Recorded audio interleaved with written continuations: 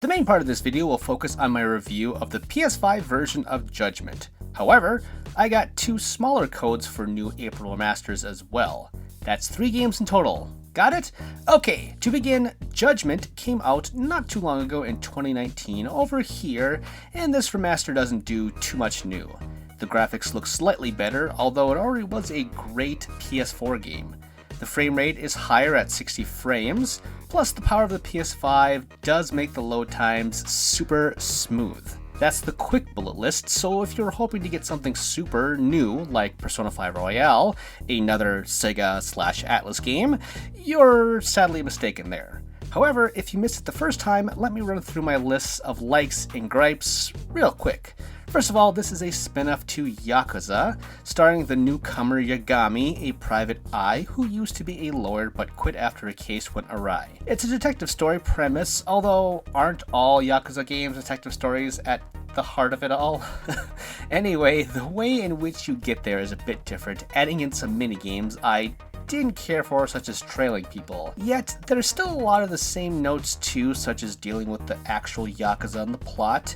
Kamurocho is basically your only spot to explore, which got old ages ago. As iconic as it is, it has gotten old, and the combat is just kind of the same as well. Nothing stands out. It doesn't feel like they went all the way with this detective idea so much as their other spin-offs, like last year's Yakuza Like a Dragon, which took the beat-em-up concept and made it into a turn-based RPG. Anyway, all gripes aside, there is an evidence presentation angle thrown throughout the story that I dug and wanted to see more of. It reminded me of a more robust Phoenix Wright game, which would be cool to see escape the light novel angle someday. On that note, I love the characters in the story, which did not disappoint as usual. The basic gist is come for the story, but don't expect the game to play out too much differently from the past entries. Alright, so that was Judgment, but let's move now to Star Wars Republic Commando, which was a console exclusive in 2005 for the original Xbox. While it hit PC too, it didn't get re-released anywhere else until now with the Switch port. Like Judgment, there's pretty much nothing new here. Controls have been remapped to fit the console, and there is little extra polish besides the graphics. Star Wars games and shooters in general have come a long way since 2005. What was cool back then feels really dated now. On a positive note, I did like the idea of the clone trooper unit, and the weapons were neat to a degree. Lastly, we have Shantae, which had a similar fate to the Star Wars game.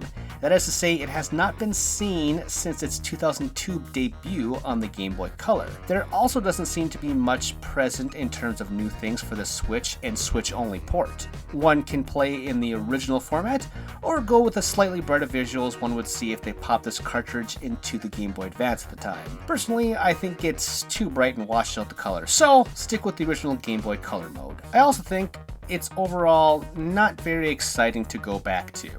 Its sequel, Risky's Revenge, which almost is on every system, is the more refined experience to what I think WayForward really wanted to do with this game. Still, it is cool to see them bring it back in some capacity for the super diehard fans. There were other remasters that came out in April, like Nier Replicant and Saga Frontier Remastered, but I haven't played them yet, and they're pretty low on my list, so that's all from me for now. Peace! Did you like that video? If you did, please like, subscribe, and spread the good word of ReActionExaminer. If you want to read more of my stuff, you can find a plethora of my articles over at TheGamer and Game Rant. All of those links and more are in the show notes below. Thanks for watching!